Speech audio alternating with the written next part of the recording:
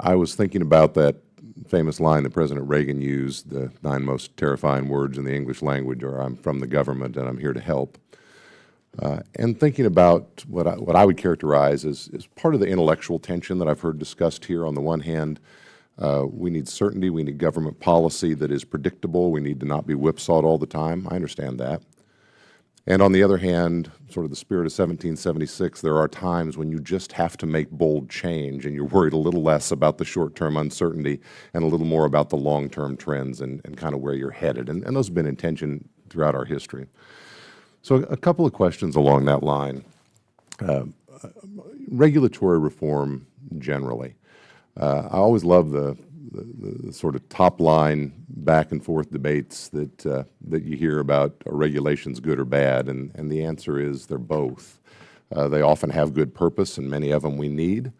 And on the other hand, it's possible to have too much of a good thing, and you impose compliance costs that are unnecessary and create other harm, right? And so it's a balance.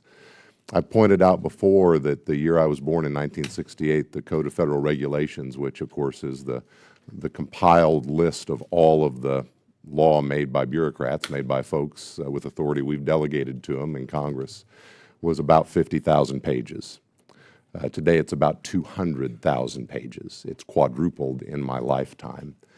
And I guess I'd just invite, we'll just go down the line in the time I have, I'd invite you to comment on regulatory compliance cost, and are there areas we should be looking from your vantage point where perhaps we've gone overboard and we could scale it back a bit, free up some freedom of motion on your part?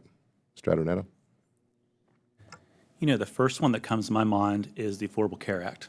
As a small business, I was stretching around everywhere trying to find, how does this work? What can I do? What's my resource? Even called the 1-800 number at the time. What would it be, going back to 2013, 14.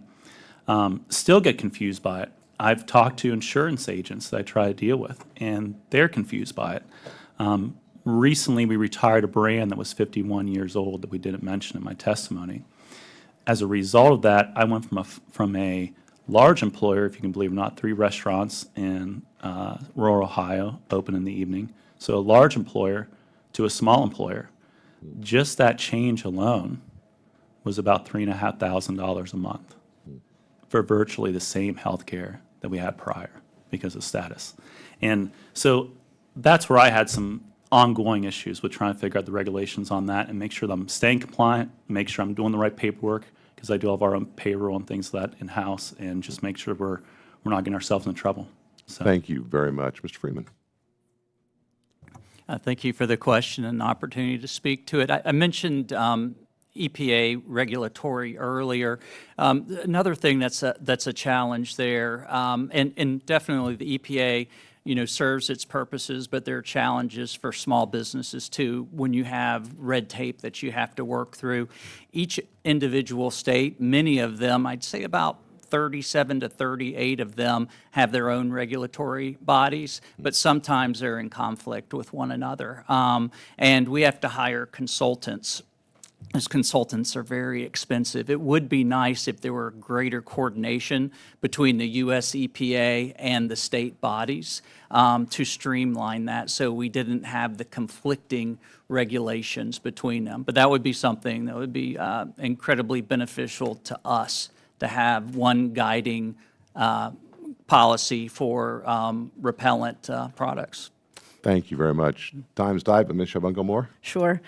So in my business, federal acquisition requirements is everything. And so my issue right now is obviously we're advancing technology in the sector, manufacturing sector, but the federal regulations flow down with cybersecurity right now are incredibly burdensome. I don't think the flow down to the supply chain and small businesses was necessarily assessed in terms of how it impacts operations every day. And I think we need to look at how we are flowing down the cybersecurity requirements with CUI and other issues.